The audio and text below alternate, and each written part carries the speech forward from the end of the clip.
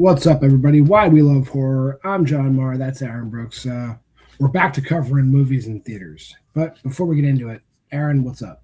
Hey, good to be here. I'm excited to talk about this movie. I don't know if it made any of our most anticipated, but definitely has been on all of our radars for most of the year. And talking about Leviticus, directed by Adrian Fiorella, I believe is the name, and starring Joe Bird from Talk to Me and Stacey Clausen from Nothing that I've seen.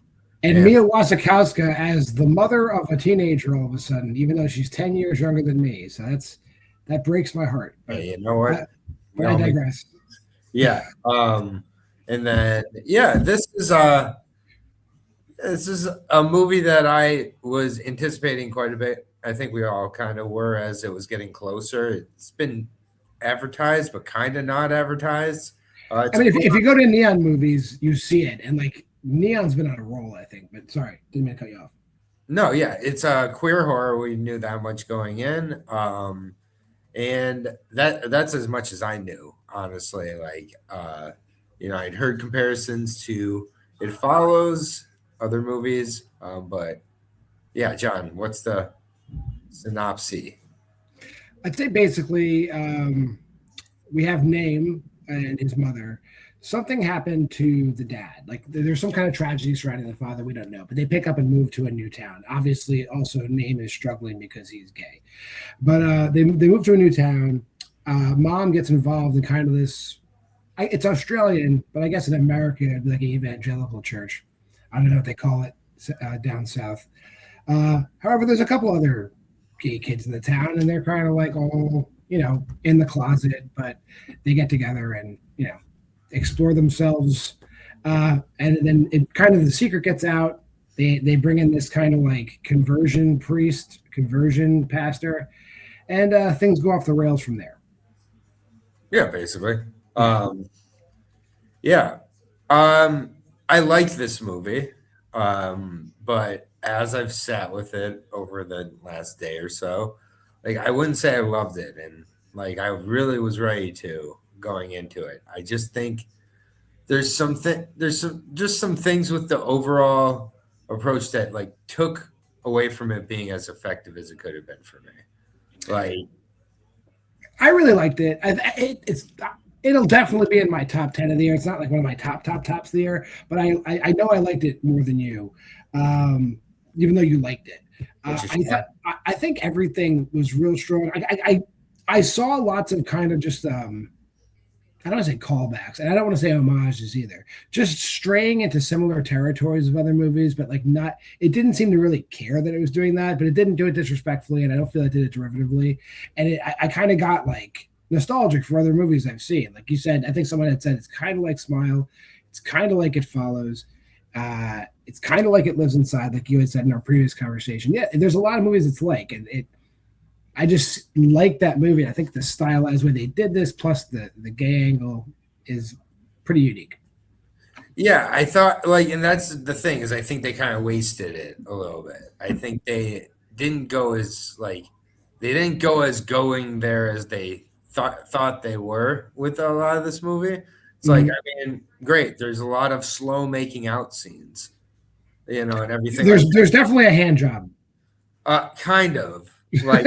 We don't get any payoff with that either, and that's right. Like as crazy as the movie gets. And it's like I'm not asking, like I don't know, like I'm not asking for gratuity either, but overall, like this movie, like really, it's not very brutal. Like shies away from a lot of the kills. The opening kill right away kind of gave me a little warning sign of what we were getting into with regards to like the level of like brutality with like. The girl just like basically nothing being shown except a little bit of blood on her head there. That was an opening that was made for a practical to grab your attention, and they denied that. I'd say like this movie has a lot of choking in it. There's a lot of choking. Yes. People being choked on the ground, being choked against walls, being lifted in the air, getting choked. There's a lot of choking, a lot of like centering on mouths, suffocation. A lot of Hollow Man violence. Yes, there's a lot of it because Hollow Man had a lot of choking too. Yeah, like we're saying, you do get that It Follows vibe because like only the person who's being attacked can see. Well, actually, that's not true. It's slightly different than It Follows in the fact that anyone who's been converted can see what this thing is. But there's times when you see it from a third person point of view, and it's all the It Follows, special effects. Like I'm being lifted off the ground by an invisible person. I'm being thrown across the room by an invisible person, etc. Yeah, that's why, like, if they're in public, they're safe or safer, I guess. It still can happen, though, because, like, I feel like the rules, like, kind of go back and forth with that sometimes where, like, in public, the entity doesn't work, but then sometimes it did.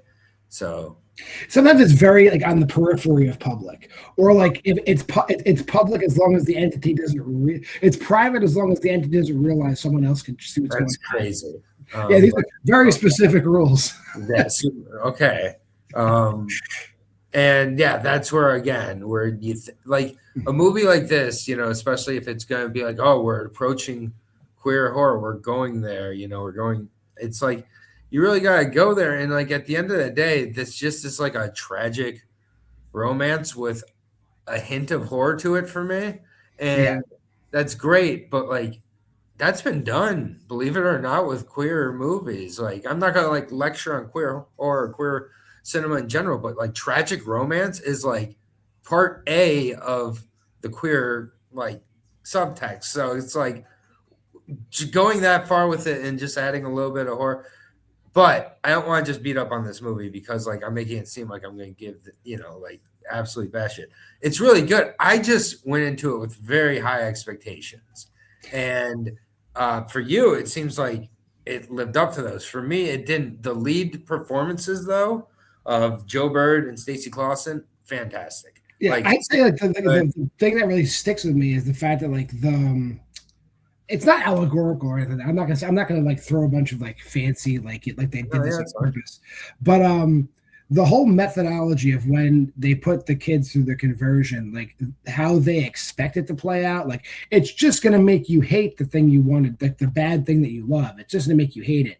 But clearly it goes beyond that, and then this entity that gets summoned is like killing the queer kids because there's like a lesbian couple at the beginning as well. Right. Like and it doesn't seem like society gives a shit. Is kind of like the greater method, because like people are just getting killed left and right. It's like, oh well, he or she was troubled. Oh well, like, and it's such a small, desolate, community. Yeah, and I got that, and that's like that's decent as well. But again, like I don't know. I wanted a little more. Like even the exorcism scenes, like I needed a little bit more. It was like all of that has been done before. All of that. From the revival, like church, to the thriving and retching on the ground, to the throwing up, like all of it. And it's just like a little like flame that ends up being what like, and like a couple of the times I almost laughed at the demon when the flame came on, and the demon's like, "Wah!" Like it was like really high pitched and funny. And that's unfortunate. I was never like, and I'm not trying to sound like a brave boy, but I was never like scared or even slightly disturbed with this movie, or even it's just sad. It's sad. Yeah, but like, and that's what I was about to get to. Is like I usually am able to get emotional at least, or like towards the brink, and so it just ends up doing all those things to like a solid double for me. So like I was ready for that home run experience, and it wasn't quite that for me, but it was still really, really solid. And I beat up on this movie a lot, but I did like Nicholas Hope as well. As the Reverend. So like all that's good, but like they don't go into a lot of that, and I'm not sure if that's good or bad. It's probably for the better they didn't. And I do like, without getting too spoilerly, I like the ending and how it's ambiguous. And I would say, I guess I can find some symbolism in the movie, because like I think the fact that they never pursue the preacher and his cabal as like the antagonist. It's not the antagonist. They're just learning to survive in this situation, and that's pretty much, I guess, the message. So look at me, I'm pulling all kinds of queer messaging out of the movie. Good job, proud of you, John. All right, let's rate this thing. Well, I know you like it but don't love it, but you can go first. Yeah, no, I like it. I don't love it. 3.5 for me. This is a movie that I'm not sure how it would go on a rewatch. I'll probably end up watching it with Abby down the line here. I'm really not sure how it will go, but it is beautifully shot. The score is also really good. Forgot to mention that. But it is a very derivative score. It's like, oh, I've heard this score. It's a modern horror score, but it's well done. Dark synth vibes. I would say, like, this is, like I said, this is gonna make my top 10. Is it like the top? Is this like Obsession good? Is it like The Plague good? I don't think so. It's just below there for me though. I'm at a 4.5 for this movie. I really liked it. I really liked the characters, even like the shitty, like, you know, ignorant characters, and they're not ignorant through like American ignorance. It's more of like a ignorance, but it's done very well. So I'm at a 4.5. But that'll do it for this review. If you made this far in the video, like, comment, subscribe, and share. Go to the Facebook group at Why We Love Horror and check out our Letterboxd challenge. Pause, go to that QR code. We're watching movies all year. Until the next time a movie comes out, I'm JWMaher, and that's Aaron Brooks. This has been Why We Love Horror.